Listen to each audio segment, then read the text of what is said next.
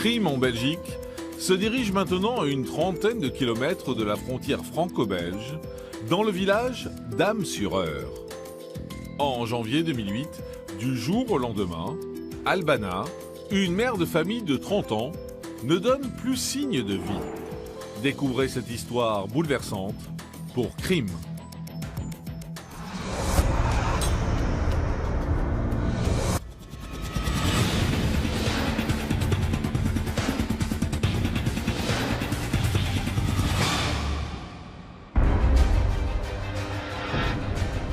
Dans l'affaire qui va suivre, vous allez découvrir l'histoire d'Albana, une mère de famille de 30 ans, au passé chaotique.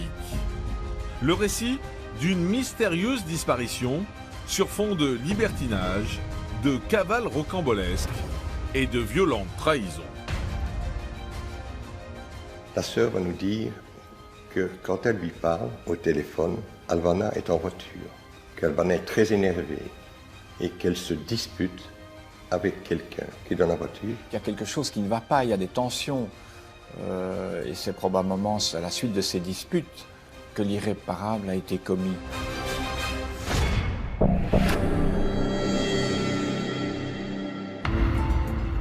Nous sommes à Ham-sur-Eure, en région wallonne.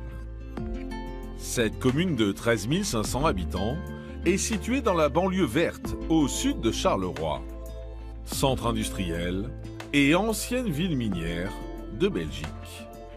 C'est un village plutôt bourgeois. Il y a un château et c'est un peu là le cœur du village. Je ne pense pas que ce soit un village où il y a énormément d'activités.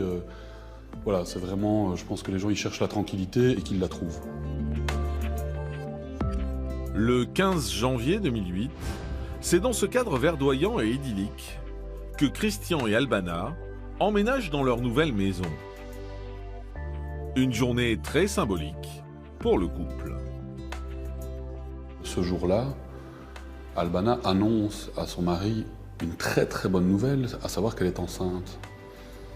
C'est quelque chose qui, semble-t-il, ils attendaient tous les deux.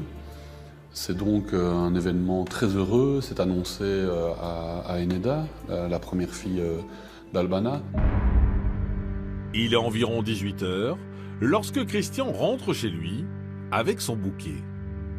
L'homme de 50 ans retrouve la mère et la fille de sa compagne, âgée de 13 ans. Albana n'est pas là. Elle est partie à Bruxelles pour faire du shopping. Les heures passent et la jeune femme ne donne pas signe de vie. Les trois sont un peu inquiets, mais sans dramatiser la situation en disant « bon, elle n'est toujours pas là ». Tandis qu'Albana ne répond pas à son téléphone, Christian appelle les hôpitaux de la région, sans succès. Le lendemain matin, sans nouvelles de sa compagne, il alerte les services de police. Écoutez, je suis inquiet. Elle ne donne plus signe de vie. Elle a disparu depuis hier. Elle est partie à Bruxelles faire des courses. Je lui avais donné 1500 €. Et voilà, je n'ai plus signe de vie. Et il n'en dit pas beaucoup plus à ce moment-là. Simplement, il constate que sa femme n'est plus là, qu'elle n'est pas joignable, qu'elle n'est pas rentrée. Il semble inquiet, comme on peut l'être dans ces cas-là. Alors, pourquoi Albana n'est-elle pas rentrée? Que s'est-il passé après son départ pour Bruxelles? Et est-elle en danger?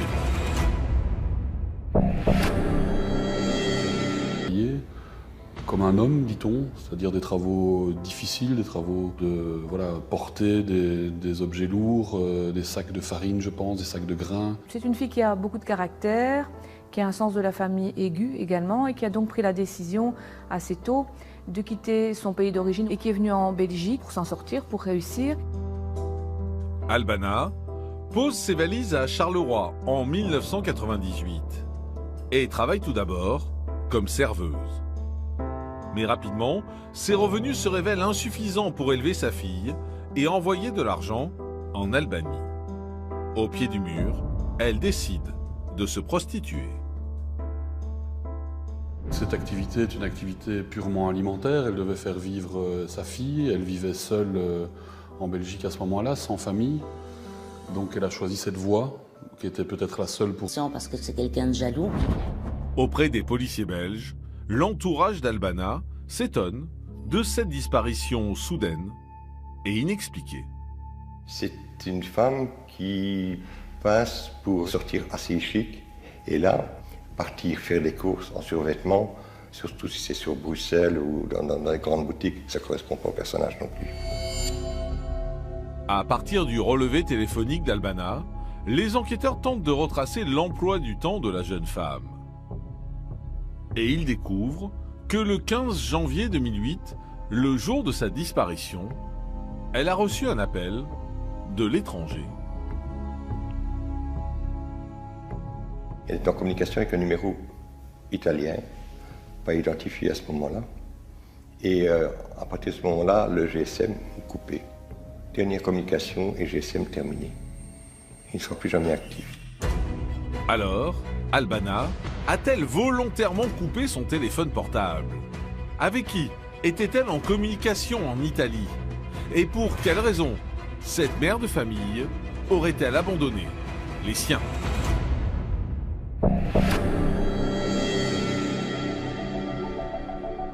C'est le type même de l'escroc.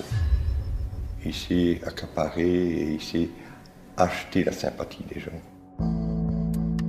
Libertin assumé, le quinquagénaire est un adepte des clubs échangistes de la région de Charleroi. Et ce n'est pas tout. Les policiers apprennent également que Christian possède un casier judiciaire bien chargé. Plutôt pour des vols, jamais de violence, des faux usages de faux, vente de stupéfiants, donc il a quand même un passé un peu criminel. Interrogée sur la journée du 15 janvier, Eneda, la fille d'Albanah, âgée de 13 ans, va également faire une révélation surprenante aux policiers. Suite à un témoignage d'Eneida, il est apparu qu'une dispute avait éclaté au sein du couple ce jour-là, ce que Christian n'avait jamais révélé. Face à ces éléments, les enquêteurs décident de comparer le bornage du téléphone de Christian avec celui d'Albanah. Donc le 15 janvier 2008 à 14h10, c'est l'antenne de Tarsienne qui réagit. Et puis à 14h25, une antenne à Walcourt. Et puis plus rien. Ce qui est frappant, c'est que les bornes qui réagissent sont les mêmes que celles qui réagissent au portable de Christian. Ces résultats contredisent complètement les déclarations de l'homme qui affirmait qu'Albanah était parti à Bruxelles. Sans plus attendre, les policiers belges convoquent à nouveau Christian et lui demandent des explications. Il ne se justifie pas vraiment par rapport à ça. Il dit qu'il n'a pas le souvenir précis des endroits où ils ont circulé et ça reste comme ça. En parallèle, les enquêteurs sont informés que la mère et la fille d'Albanah ont quitté la Belgique pour s'installer en Italie. Donc la fille n'est plus là, la mère n'est plus là, et on se dit, mais tiens, s'ils étaient vraiment inquiets, ils seraient venus déposer plainte avec Christian, mais non, ils sont partis en Italie sans rien demander. La mère et la fille sont-elles parties rejoindre Albanah? La jeune femme aurait-elle disparu volontairement? Les enquêteurs explorent toutes les pistes et étudient ses relevés bancaires. On voit qu'il y a encore quelques retraits de son compte en Albanie. Donc on se dit, bah tiens, peut-être qu'elle est partie là-bas, peut-être qu'elle est en Italie, elle ne veut pas donner signe de vie, il y a une dispute, elle ne veut plus voir Christian. Alors, cet homme au passé trouble est-il impliqué dans la disparition de sa compagne? Pourquoi Christian a-t-il menti sur son emploi du temps? Et les enquêteurs vont-ils trouver de nouveaux éléments pour inculper leur suspect numéro 1?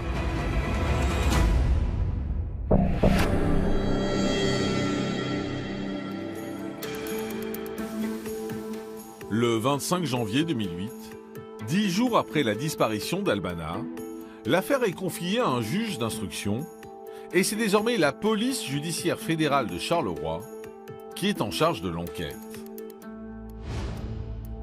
2 mois plus tard, la voiture d'Albana est finalement retrouvée à Uccle, une commune limitrophe de Bruxelles. On peut imaginer les espoirs qu'on peut avoir en découvrant un élément comme celui-là, mais rien, pas de traces de lutte, pas de traces de sang. On ne retrouve rien finalement dans cette voiture. Pour les enquêteurs, le mystère reste entier. La première difficulté que j'ai, c'est que je ne sais pas où elle est, vivante ou morte. Je n'ai pas son corps. Elle n'est pas identifiée, on ne sait pas où est-ce qu'elle est. Il y a un état d'incertitude à ce niveau-là.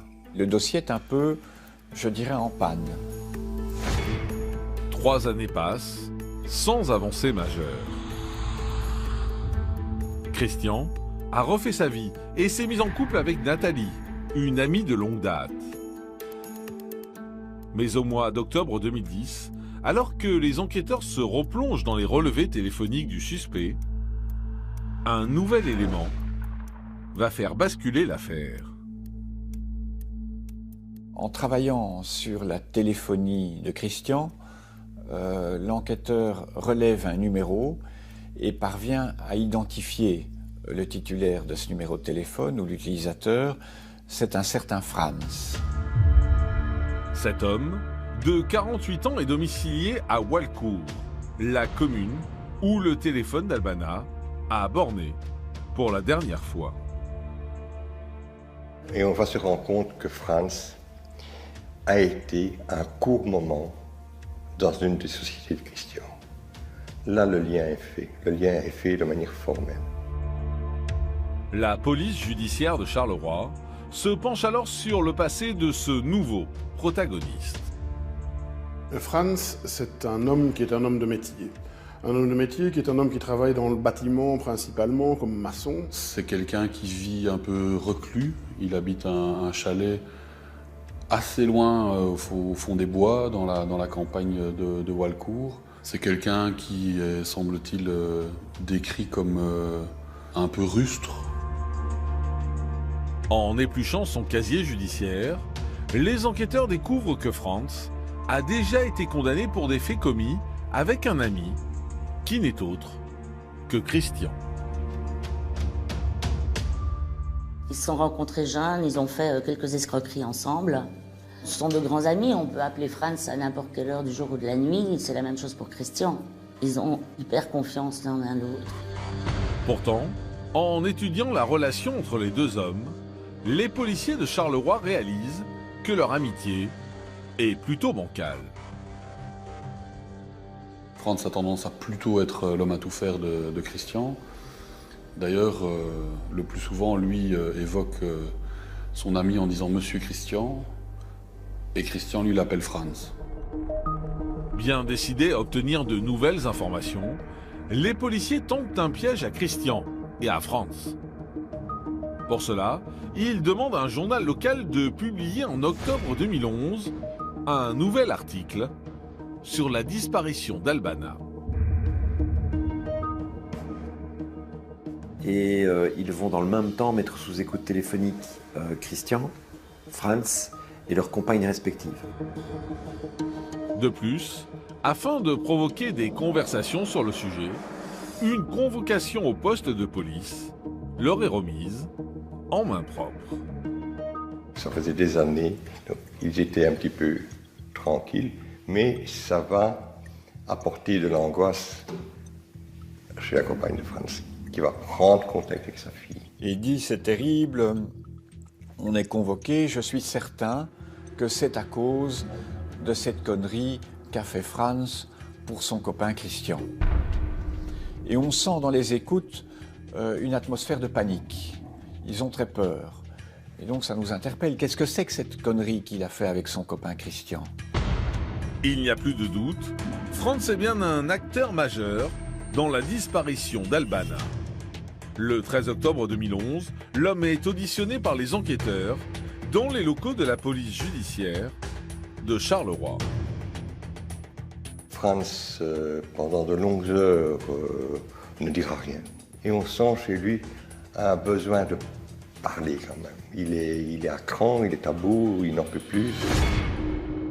Au bout de quelques heures, Franz se résout à parler. Il raconte que le 15 janvier 2008, il était à Ham-sur-Eure pour aider Christian et Albana à emménager. Tandis que le couple s'est absenté dans l'après-midi, Franz a reçu un appel de son ami. Franz va passer aux aveux en disant, voilà, à un moment donné, Christian m'a contacté en me disant, j'ai fait une connerie, j'ai besoin de toi. Franz, l'homme à tout faire, rejoint Christian au chalet et il déclare qu'il découvre le corps sans vie d'Albana allongé devant son chalet. Son ami Christian lui expliquant qu'il y a eu une dispute, que voilà, elle est morte, et que son ami Christian lui demande de se débarrasser de ce corps, de le faire disparaître. À cette époque, Franz construit un pont en béton pour accéder à sa propriété. Il a donc posé le corps d'Albana dans le trou à côté de ce pont. Il a sommairement recouvert le corps de gravier pour éviter qu'il soit visible. Une fois le cadavre dissimulé, les deux complices s'attellent à brouiller les pistes afin de faire croire une fugue d'Albana. Ils vont partir dans le véhicule qui est celui d'Albana, vont amener ce véhicule à Uccle, en région bruxelloise, et repartir ensuite avec le véhicule de Christian. De retour chez lui, Franz ensevelit le corps d'Albana sous le béton, dans l'un des piliers du pont. Franz nous confiera qu'il avait quand même, au niveau de ses états d'âme, un pincement au cœur, ou en tout cas qu'il était un peu perturbé, parce que chaque fois qu'il rentrait chez lui ou qu'il sortait, il passait sur le pont et qu'il songeait au fait que le corps d'Albana était dans un des piliers. Alors, comment Christian va-t-il réagir suite aux accusations de Franz? Les deux amis de 30 ans ont-ils commis ensemble l'irréparable? Et le mystère de la disparition d'Albana va-t-il enfin être résolu?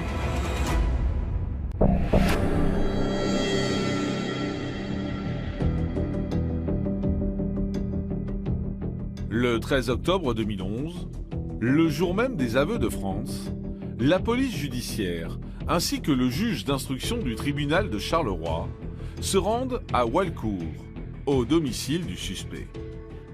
Et là, la protection civile commence à forer à un endroit qu'il désigne et effectivement, un morceau du corps apparaît. Un corps a donc bien été dissimulé dans un pilier du pont, à l'endroit exact indiqué par Franz.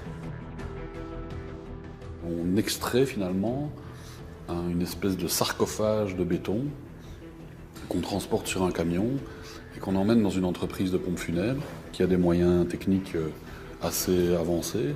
Et on va casser ce bloc de béton petit à petit au burin pour arriver à en ressortir le corps d'Albana qu'on va retrouver quasiment en état parfait. Immédiatement, le corps est envoyé au centre médico-légal de Charleroi. Si les analyses ADN confirment qu'il s'agit bien d'Albana, l'autopsie révèle également que la jeune femme a reçu 2 coups de feu. Un à bout portant et l'autre à bout touchant au niveau du thorax, mais aussi des scènes de coups au niveau du larynx. Et ces coups, le médecin légiste formel, ont été portés ante mortem, donc avant le décès. Albana a donc été victime d'une véritable exécution.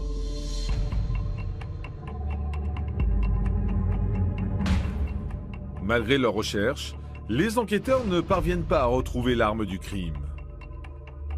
Toutefois, l'examen des impacts sur le corps de la victime apporte de précieuses informations. C'est une arme petite, dans le style Derringer, un pistolet 2 coups. C'est très discret, ça fait quelques centimètres et ça tire du petit calibre. Alors que l'affaire est encore loin d'être résolue, les policiers belges ont la lourde tâche de prévenir la famille d'Albana de leur macabre découverte. Pour sa fille Eneda, ça doit être des sentiments très très partagés parce qu'elle a cru que sa mère l'avait abandonnée, ce qui est atroce. Et là maintenant, elle apprend que sa mère a été exécutée. Placé à son tour en garde à vue, Christian est averti des avancées de l'enquête, ainsi que des accusations de son ami Franz à son encontre. On lui présente cette situation, il conteste évidemment, il dit mais enfin je ne sais pas d'où sortent ces informations, je n'ai pas tué, je n'ai jamais appelé Franz pour lui dire que j'ai fait une connerie. Franz, à son tour, s'en tient à sa version des faits. Pour les enquêteurs, l'homme est crédible et n'avait aucune raison de tuer Albana. Lui, ce qu'il dit tient la route par rapport à ce que Christian nous a dit depuis le départ. Et comme on dit couramment, Christian, depuis le départ, on sait qu'il nous enfume. Alors, l'ancien compagnon d'Albana va-t-il faire des révélations? Pour quelles raisons l'aurait-il tué? Et les enquêteurs belges trouveront-ils de nouveaux éléments pour l'incriminer? Concerne la journée du 15 janvier 2008. Il dit qu'en fait il est allé effectivement chez Franz avec sa compagne et qu'ils ont été sur place à l'initiative d'Albana et qu'elle voulait absolument secouer Franz pour obtenir l'argent. Christian aurait donc décidé de laisser Albana sur place en compagnie de Franz pour qu'il règle ce problème de remboursement et il serait à réaliser ce trajet aller-retour entre Walcourt, Bruxelles, Walcourt et puis Charleroi en 77 minutes. Et là, on se rend compte au niveau du timing que c'est tout à fait possible. En parallèle de ces reconstitutions, les policiers belges se déplacent jusqu'en Italie pour interroger une nouvelle fois la mère et la fille d'Albana. Mais tout à coup, ils se mettent à parler. Et alors, ils expliquent qu'en fait, s'ils sont partis si vite après la disparition d'Albana, c'est parce que Christian leur a dit de prendre l'avion et leur a même payé l'avion. Dès lors, il semble évident pour la police judiciaire que Christian a intentionnellement éloigné la famille de sa compagne afin de ralentir l'enquête. Assure même qu'il ne serait pas le père de l'enfant que portait Albana au moment de sa disparition. Il était convaincu que c'était l'amant albanais qui serait le géniteur. Raison pour laquelle il n'avait aucune retenue, ni pour Albana, ni pour l'enfant, qui n'était pas de lui. Non, ça, dans son esprit. C'est quelque chose que Christian n'a pas supporté. Il a tiré Albana de la prostitution et lui doit tout. C'est lui qui assume tout financièrement. Visiblement, ça ne le dérange pas de pratiquer de l'échangisme avec Albana, mais dans une déclaration, il dit quand c'est moi qui décide et que c'est moi qui dirige. Placés en détention provisoire en attente de leur procès, Christian et Franz sont à la surprise générale remis en liberté en juillet 2013, quelques mois seulement avant l'audience. Alors, vont-ils chacun maintenir leur version des faits? Le procès apportera-t-il de nouvelles révélations? Et qui sera reconnu coupable du meurtre d'Albana?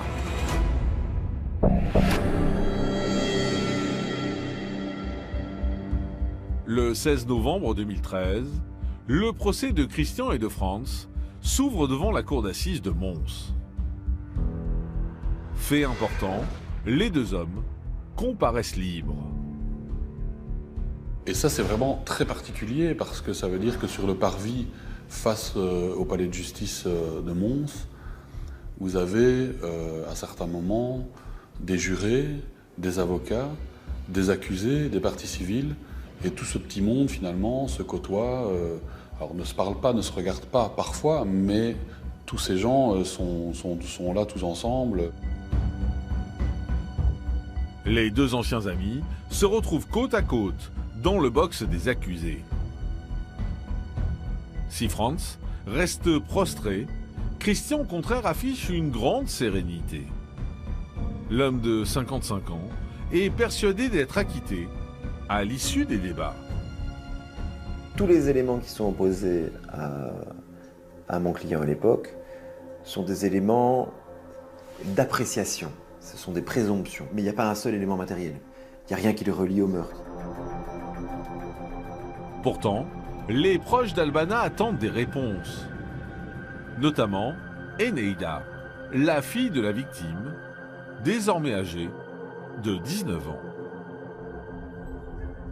L'ambiance au cours de ce procès est assez lourde dans la mesure où on a d'un côté présente chaque jour du procès la jeune Eneida, très digne, très droite, très émouvante également. Lui explique qu'il a fait ce qu'on lui a demandé par loyauté. Ça colle complètement à la personnalité des deux accusés. Et alors, on a évidemment le fait de se dire en conclusion, mais pourquoi? Mais mon Dieu, pourquoi Franz aurait voulu tuer Albana? C'est avec cette question en tête que les jurés se retirent le 26 novembre 2013 à 15h pour délibérer. Et à ce moment-là, Christian dit au revoir à tout le monde. Il salue tout le monde, comme s'il allait manger quelque part. Mais il fait quelque chose de particulier, c'est que son téléphone tombe et il dit « Oh, mon téléphone est cassé ». Et ça devant les enquêteurs. Et puis il s'en va. Fuite. Immédiatement, la police fédérale... Alors, la fuite de Christian est-elle un aveu de culpabilité? Où se cache celui qui a été reconnu coupable de l'assassinat d'Albana? La police fédérale belge parviendra-t-elle à l'arrêter?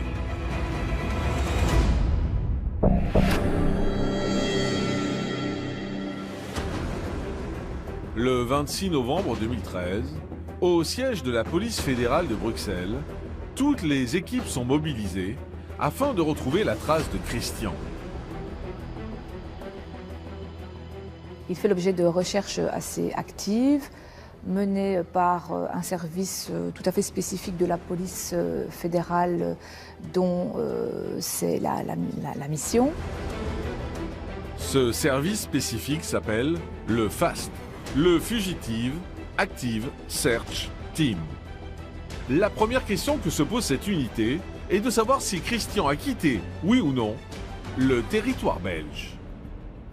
Tout le nécessaire est fait de suite, on a signalé tout ce qui s'ensuit, il a signalé, il est dans la nature et on fait des recherches précises, on cible des endroits où lors d'une audition il a dit qu'il se plaisait bien, notamment en Corse. Au cours de leur enquête, les policiers du FAST apprennent que Christian a fait refaire son passeport peu de temps seulement avant son procès. L'hypothèse d'une fuite hors de l'espace Schengen semble de plus en plus crédible. Les mois passent et toujours aucune trace du fugitif. Mais au mois de juillet 2015, Nathalie, la compagne de Christian, va avoir une drôle de surprise à la porte de son domicile bruxellois.